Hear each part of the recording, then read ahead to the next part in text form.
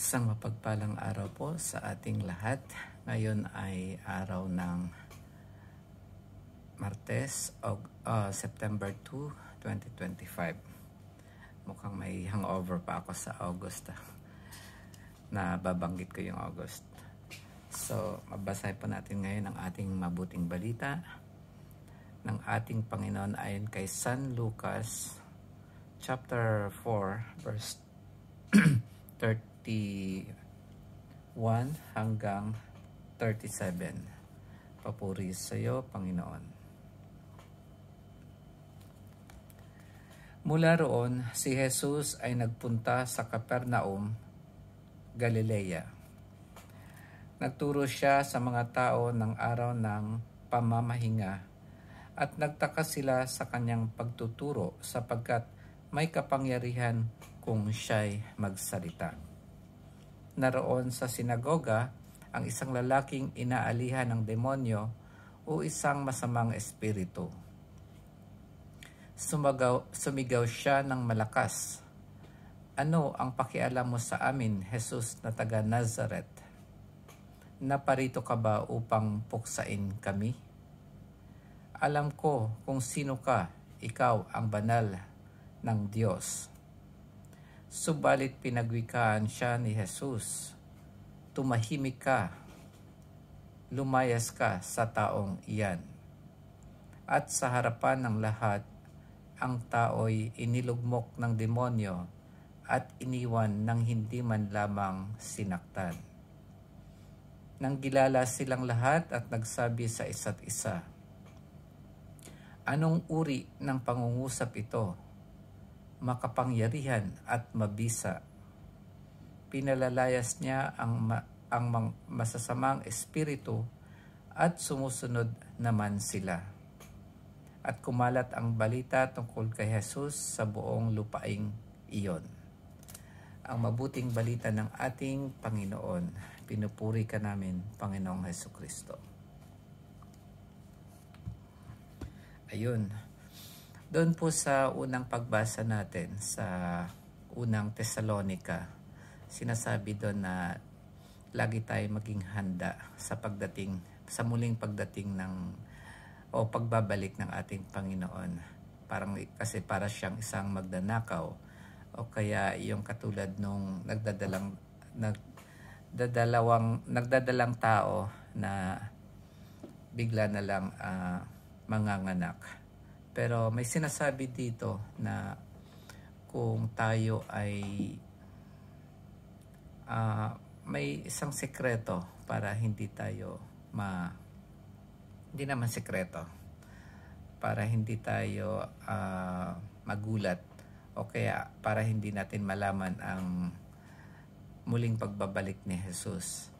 Ang sinasabi dito, "Ngunit hindi kayo nabubuhay sa kadiliman, mga kapatid, kaya hindi kayo mabibigla sa araw na iyon na darating na parang magnanakaw."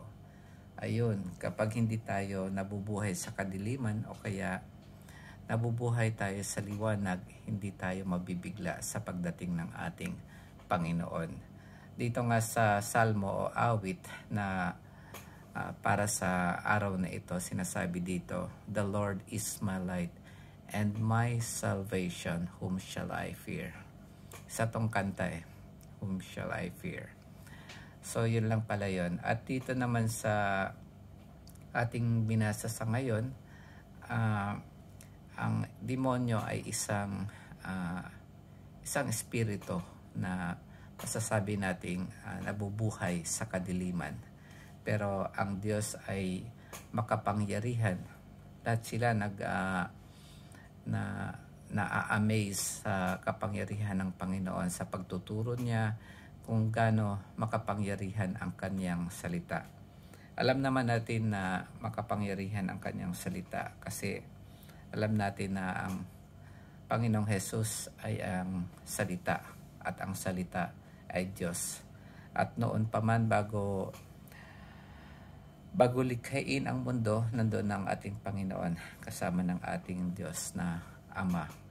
At sabi nga doon, "Let there be light." Yun lang sa salitang let there be light at nabuo ang nagkaroon ng liwanag. So yun yung unang creation. At bago ako magtapos, gusto kong basahin itong verse sa unang Juan, 1 John chapter 1 verse 5. Ito ang aming narinig sa kanyang anak at ipinahahayag namin sa inyo. Ang Diyos ay ilaw at walang anumang kadiliman sa kanya. Kung sinasabi nating tayo'y kaisa niya, ngunit namumuhay naman sa kadiliman, nagsisinungaling tayo at hindi namumuhay sa katotohanan. Ngunit kung namumuhay tayo sa liwanag, kung paanong siya ay nasa liwanag, tayo'y nagkakaisa at nililinis ng dugo ni Jesus na kanyang anak sa lahat ng ating kasalanan. Ayun, ang mabuhay tayo ng matuwid ay mabubuhay tayo sa liwanag at ang dugo ng ating Panginoon ay lilinisin ang ating mga kasalanan at tayo ay hindi mabibigla sa pagbalik ng ating Panginoon para bigyan tayo ng buhay na walang hanggan o kaya salvation. Yun nga ulit ang sinasabi, the Lord is my light and my salvation. Yun lamang po, maraming salamat sa pakikinig at sana'y may natutunan kayo sa araw na ito. God bless po.